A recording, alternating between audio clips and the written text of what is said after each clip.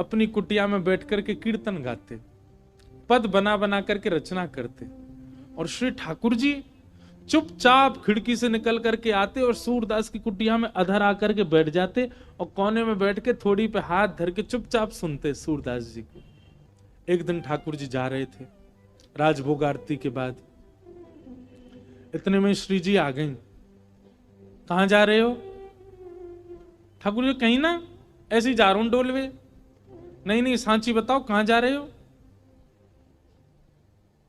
ठाकुर जी बोले कहीं ना, एक भक्त है वहां के पास जा रहा हूं। श्री जी बोली मैं चलूंगी फिर तो।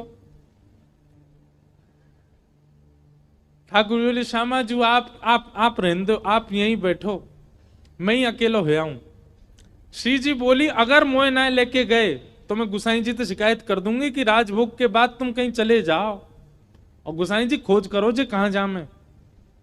ठाकुर जी बोले श्री जी आपके चरणों में प्रणाम करूं, आप मेरे संग चल दो, पर गुसाई जी तो शिकायत मत करियो मेरी, लेकिन एक बात को वचन दो। मैं बोल कहा उत्थापन आरती तो पहले आमेंगे हम दोनों वापस, मां रुकवे की मत करियो बात। आप बड़ी भोरी हो, बड़ी सहज हो, और वैष्णव चाहे कितनों दीनहीन हो, कितनों भाववार हो, वहां पे कृपा करवे की मत सोच लियो।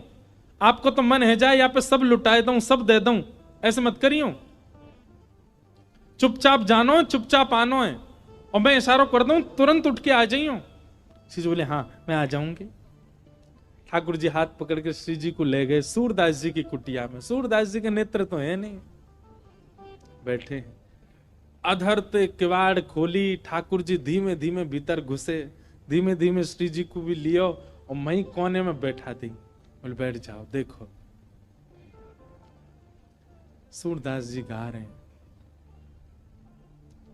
के सर तिलक मोतिन की माला, वृंदावन के वासी,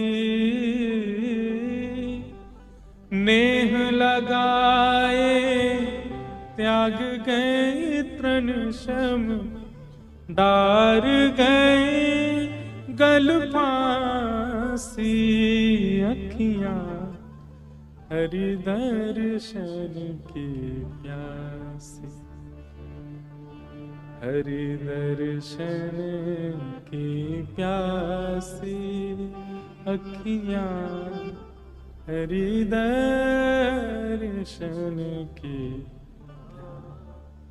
ठाकुर जी बैठ के सुन रहे हैं, मंद मंद श्री जी के नेत्रन से आंसू गिर रहे हैं।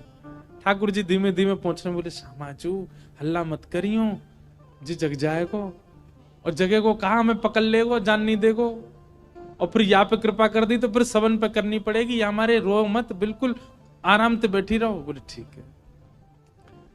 अच्छा आपको क्या लगता है सूरदास जी को नहीं पता चली होगी कि ठाकुर जी आ गए? अच्छा अब तक ठाकुर जी अकेले आते थे तो ये बात मानी जा सकती है कि सूरदास जी को नहीं पता चला होगा, पर श्री जी आ गई हैं तो ये बात निश्चित है कि सूरदास जी को पता लग चुका है कि श्यामा श्याम दोनों आ गए हैं। और इस बात का प्रमाण बताएं, हमारे वृंदावन में एक सूरदास और हुए, उनने ठाकुर जी का खूब भजन किया। इतने में ही ठाकुर जी प्रकट है गए, और प्रकट होकर के बोले अरे बाबा मैं प्रकट है गया हूं, मैं तुम्हारे सामने ठाड़ा हूं, आ जाओ मेरे हृदय ते लग जाओ। सोई बाबा बोले अरे नंद के लाला, मैंने जुगल की उपासना करी, तुम अकेले काहे को आए? ठाकुर जी मन में सोचे, बोले जी अंदरो है या दिखतर होना है, ऐसी कह दूंगा श्री जी आई हैं तो मान जाएगा। ठाकुर जी बोले हाँ श्री जी आई हैं, मेरे बगल में ही ठाड़ी हैं, आपको दिखना है रही हैं, संग ही आई हैं। बाबा मंद मंद मुस्काए के बोले लाला बाबड़ा कोई और है बनाइयो, श्री जी ना आए तेरे संग। ठाकुर जी बोले तुम्हें कैसे पता श्री जी ना आई? बोले लाला श्री जी आई होती ना तो अब तक मैं आंधरो ना हो, तो श्री जी तो आते ही मुंह को नेत्र प्रदान कर देती। लाला तो विचार करना पड़े कि यहाँ पे कृपा करूं ना करूं, पर श्री जी तो प्रकट है सबसे पहले मुंह को नेत्र ही प्रदान करती, वो देखे ही नहीं पाती। तू तो इतनी देर तक थाड़ो थाड़ो देख रहा हूं मुझे, श्री जी ना देख पाती, वो तो तुरंत नेत्र देती। इतने में ही किशोरी जी प्रकट हो गई, और किशोरी जी के प्रकट होते ही बाबा के नेत्र भी प्रकट है गए। वारी की ठाकुर जी बोले जय हो श्री जी, आपकी सत्ता भी संतन ते पतो चले मुझे। तो उस कथा से, वैसे इस कथा में ये बात लिखी नहीं है, पर अभी अभी मेरे मन में व्यास मंच में बैठे बैठे आई कि उस कथा से इस कथा को जोड़ें। अब तक ठाकुर जी अकेले आते थे सूरदास जी के पास, पर आज श्री जी आई हैं, तो क्या सूरदास जी को पता नहीं चला होगा कि श्यामा श्याम आ गए हैं? निश्चित पता चल गया। इसीलिए आज एक विचित्र लीला हुई। क्या? गाते गाते सूरदास जी ने अपनी लाठी उठाई और उठ करके अपनी कुटिया से बाहर जाने लगे। श्री जी बोली जी कहां जा रहे हो बाबा? अरे आंधरो बाबा, कहीं गिर नहीं जाए, हम या के संग चलें, कहीं गिरवे वारो होगा तो बचा लेंगे। ठाकुर जी बोले मैंने पहले ही मना करी आप जे सब कृपा फिपा ना करनी कोई पे, और समय है गो उत्थापन को, मां गुसाई जी मंदिर खोल देंगे, चलो जल्दी मंदिर में। श्री जी बोली ना है ना है, बस ये जहां जा रहा हूं वहां तक यार छोड़, यहां में फिर चल देंगे मंदिर में। ठाकुर जी बोले पहले ही मना कर रहा हूं, मत चलो मेरे संग। आ गई है जबरदस्ती, अब मां मंदिर में हम दोनों नहीं मिलेंगे तो श्री गुसाई जी बड़ी डांटेंगे। श्री जी पीछे पीछे चलन लगी। सूरदास जी जान गए कि श्री जी ठाकुर जी आए और आज इन पर कृपा करवाई लूं अपने ऊपर, इसलिए सूरदास जी भी जबरदस्ती आंधरो बनने के भाव से चल रहे हैं। चलते चलते सूरदास जी भी वहां गए जहां गहरो गड्ढा। सूरदास जी जैसे ही गड्ढा की ओर जाने लगे, श्री जी बोली अरे देखो श्याम सुंदर जी गिर जाएगो बाबा, गड्ढा में गिर जाएगो, या के माथे में लग जाएगी, हाथ पांव में लग, या को पकड़ लो, रोक लो। ठाकुर जी बोले श्री जी तो मेरी सौगंध पास मत जाइयो, या के जिनके नेत्र नाए हूं मैं ना, इन सबन के पास छठवीं बुद्धि होवे, जे स्पर्श करके पहचान ले कौन है कौन नहीं है। और जाने एक बार हम दोनों उनको स्पर्श कर लियो, जो पहचान जाएगो कि हम कौन है। श्री जी बोली तो पता लगन दो कौन है, कहा चलो जाओ। अरे ना है, एक पे कृपा कर दी तो घनेरे बैठे सबन पकड़नी पड़ेगी। किशोरी जी बोली ना ना जी गिर जाएगो। अब यहां तो किशोरी जी जा रही हैं बचावे, तब तक सूरदास जी कूद ही गए, और कूदते अरे भैया, अरे कन्हैया, अरे लाला, अरे भैया कोई काम को सुनना हो तो न देखियो, अरे मैं आंधरो गिर गऊं कुआ में, अरे भैया मैं यहां से बचाए लियो। श्री जी बोली ठाकुर जी या तो इनको बाहर निकालो, नहीं तो मैं आपसे कट्टी आ जाऊंगी। ठाकुर जी बोले श्यामा जी मैं यही मारे ना लेके आऊं आपको संग में, नेक में ही पिघल जाए, नेक में ही दया आ जाए आपके चित्त में ना, या को निकाल दो फिर कभी ना कहूंगी, या को बस बाहर निकाल के हम दोनों भाग जाएंगे यहां से।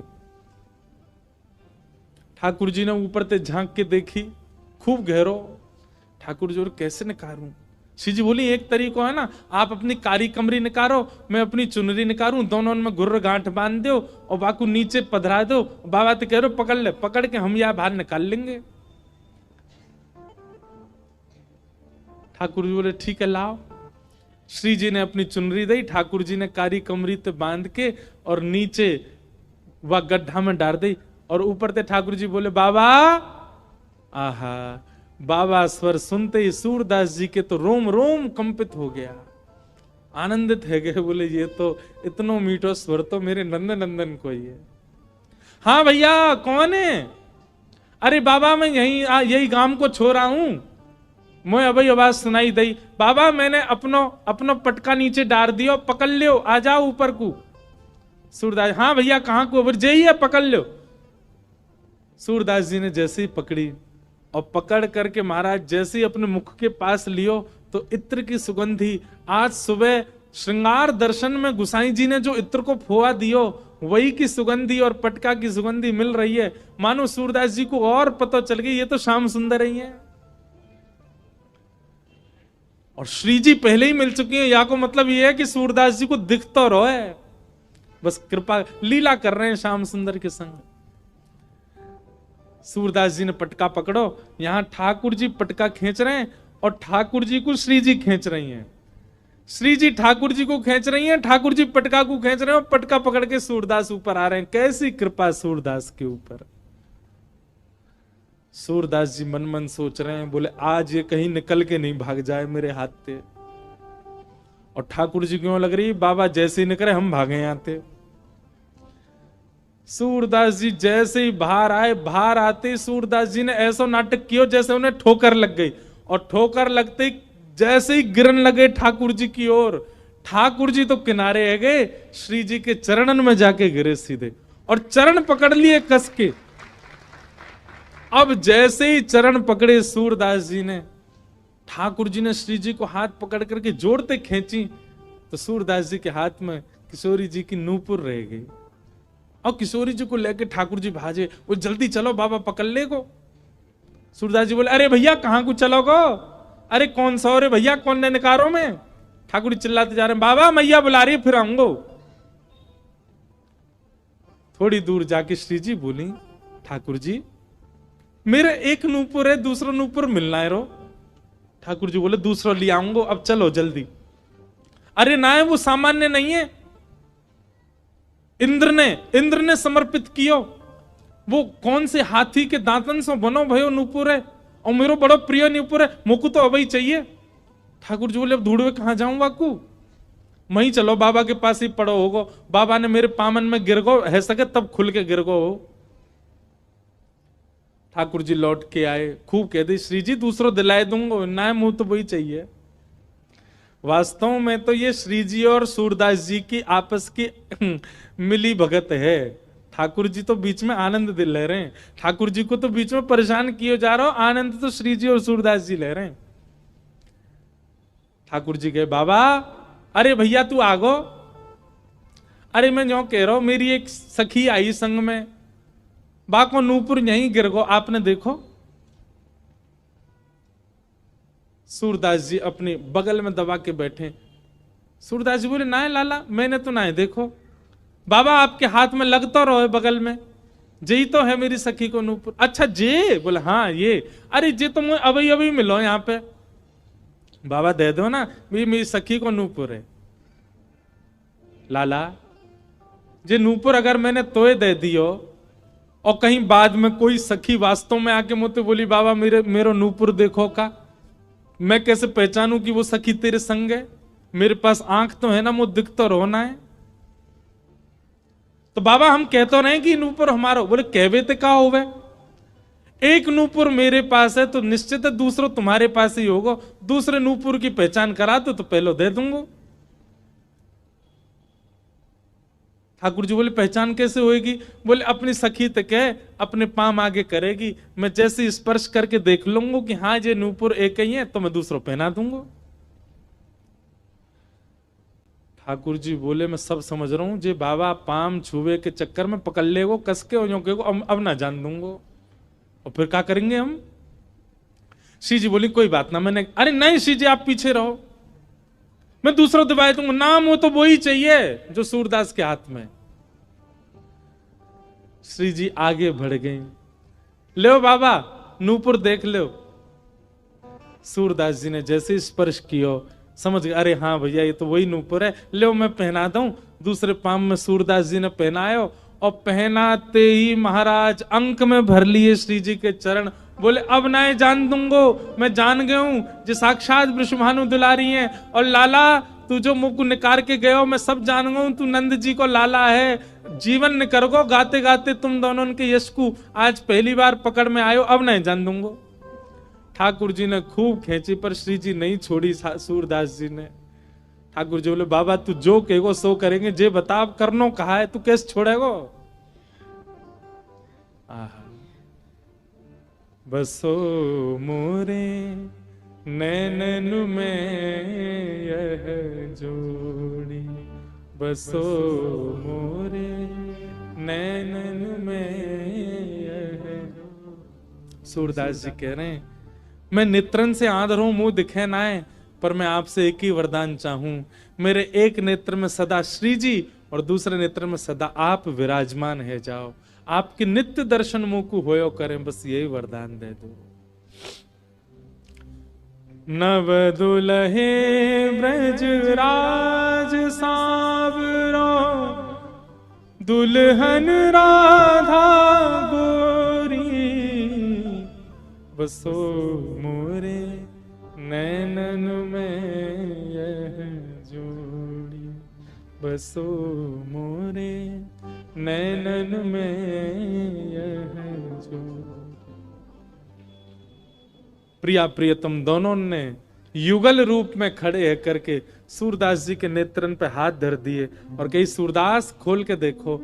आज सूरदास जी ने पहली बार नेत्र खोले और श्यामा श्याम के युगल प्रत्यक्ष दर्शन उनको है गए। रोम रोम को दर्शन कियो, एक एक अंग को दर्शन कियो, घूम घूम के परिक्रमा लगाई दोनों की और फिर दोनों से प्रार्थना करिए बस एक वरदान दे दो। कहा मुझे फिर से अंधो बना दो, अब आप दोनों दिख गए, अब दुनिया में और कोई को नहीं देखना है।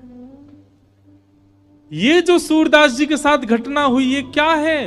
ये रास है। सूरदास जी जब तक पद गा रहे हैं, जब तक पद बना रहे हैं, निर्माण कर रहे हैं, वो सब रस है, पर उनके रस से प्रसन्न होकर के जब ठाकुर जी कृपा करने उनके पास आ गए, यही रास है।